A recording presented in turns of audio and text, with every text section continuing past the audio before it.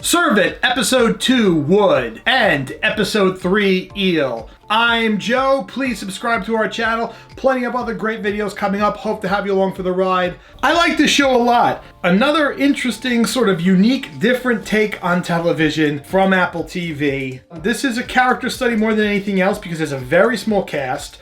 Only 4 key players along with a baby and a couple people coming in and out throughout the episodes. Hot off the heels of episode 1, in the beginning of episode 2, Dorothy coming home from work and goes catatonic, which happens later in the episode.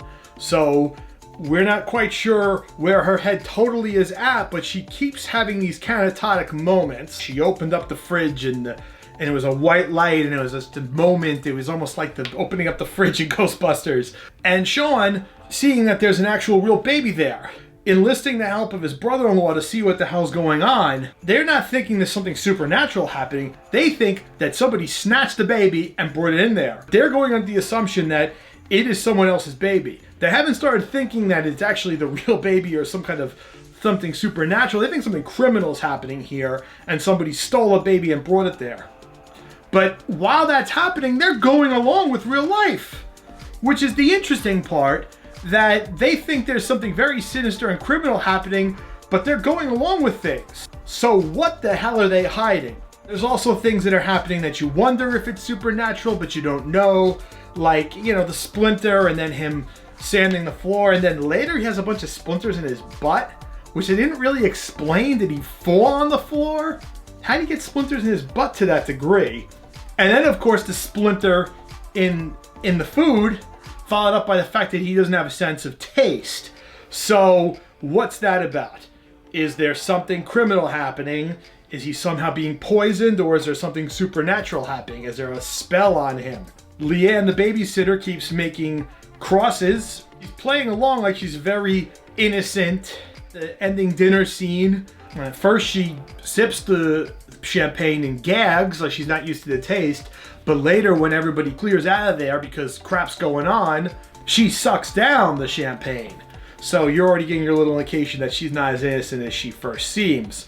So that's where the second episode is. The third episode is where things really get interesting. Imagine you're in a situation where something dire is happening, but only a handful of people know, and you have to rely on the people who know. That's where you enter Julian, the brother, who, you know, was introduced to the situation in the second episode. But he seems to be such a whack job that he actually takes a trip to Leanne's hometown to do investigating on her. Leanne's home is burnt to a crisp. And then later in the episode discovers that Leanne's mother, father, and Leanne herself are all dead. He's going under the assumption that Leanne stole the identity of a dead kid. What I find interesting, what I said before, is how they're just going along the motions of real life, even though there's something insane happening. You have in your head another person's baby living in your house, and they're carrying on like nothing's wrong. He's still catering an event, and he smashes an eel to death right in front of Leanne, who faints, but then later in the episode kills the eel herself. She acts all innocent, but then later in the episode she's grabbing the brother by his little Weasley. We're starting to get the indication throughout this episode that what happened to baby Jericho is not as cut and dry as the little guy just didn't wake up one morning. Because the assumption they come to at the end is that Leanne is there to blackmail them. Scene between her and Julian, where Julian kind of says, you know, what do you think you're going to get out of him? All the good stuff here is my father's. And she just throws the curveball at him. Were you here when it happened? When Jericho died, did they call you for help? Did you see anything? That's where the show is interesting, because right now we don't know. Is this purely criminal what's happening, or is there something supernatural at play? The trailer seemed to indicate there was supernatural at play. And the crosses, and the fact that he can't taste anything, and the trances she goes into tend to indicate there's something supernatural at play. But it could be purely criminal. Is it criminal on her part? Is it criminal on this family's part? What did they do? So there's a lot of interesting questions that are going to left to be unanswered throughout the rest of this season, and they have a season 2.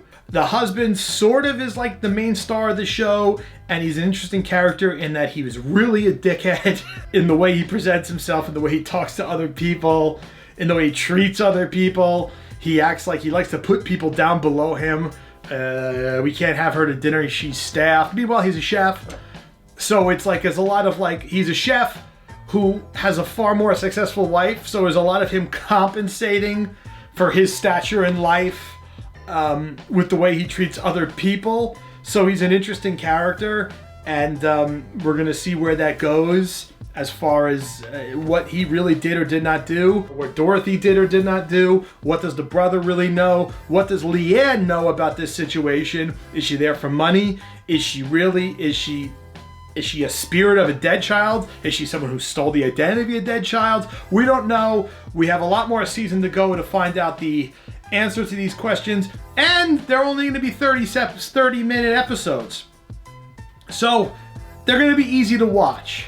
So far I really like this show, and I can't wait to see where it goes from here. Well acted, well shot, well written. The direction's been good. I like the show. I think Apple TV Plus has so far been worth the money. They've been delivering some good stuff. Who knew? So I hope you enjoyed this episode. Please subscribe to our channel. Plenty of other great videos coming up. Once again, I'm Joe.